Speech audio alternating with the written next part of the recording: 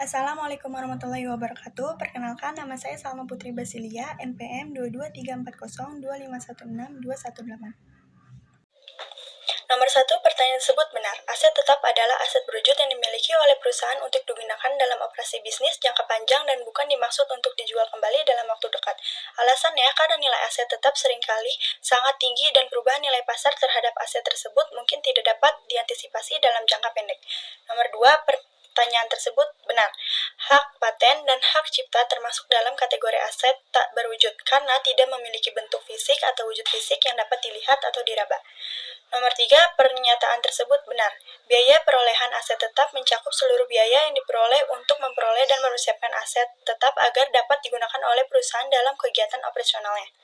Nomor 4, pernyataan tersebut salah. Aset tetap tanah tidak memiliki unsur ekonomis yang terbatas karena sifatnya yang memiliki umur ekonomis yang sangat panjang dan dapat dimanfaatkan untuk berbagai kegiatan usaha dalam jangka waktu yang lama.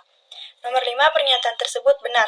Aset tidak berwujud seperti hak paten, mereka dagang, dan goodwill tidak memiliki bentuk fisik yang dapat diukur dan mempunyai umur ekonomis yang terbatas. Oleh karena itu, untuk mengalokasi biaya perolehan aset tidak berwujud ke akun beban secara periodik, digunakan istilah penyusutan. Nomor 6, pernyataan tersebut salah. Kapital ekspeditur belanja modal adalah pengeluaran untuk memperoleh atau meningkatkan aset tetap yang dapat meningkatkan nilai perusahaan dalam jangka panjang. Contoh, pengeluaran belanja modal adalah pembelian mesin baru, pembangunan gedung baru, atau akuisisi perusahaan lain. Nomor 7, pernyataan tersebut salah.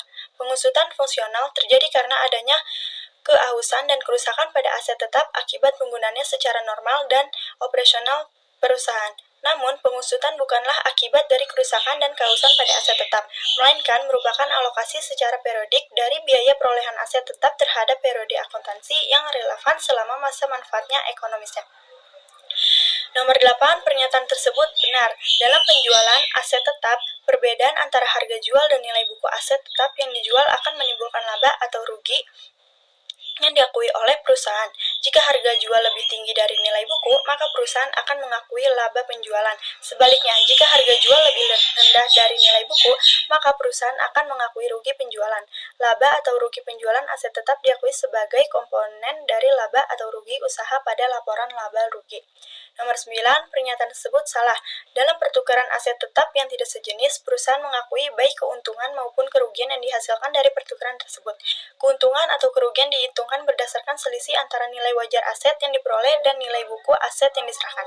Nomor 10, pernyataan tersebut salah. Dalam pertukaran aset tetap sejenis, perusahaan harus mengakui keuntungan atau kerugian yang dihasilkan dari pertukaran tersebut.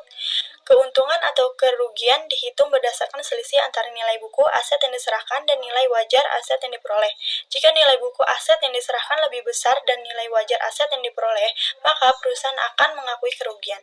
Sebaliknya, jika nilai buku aset yang diserahkan lebih kecil dan nilai wajar aset yang diperoleh, perusahaan akan mengakui keuntungan.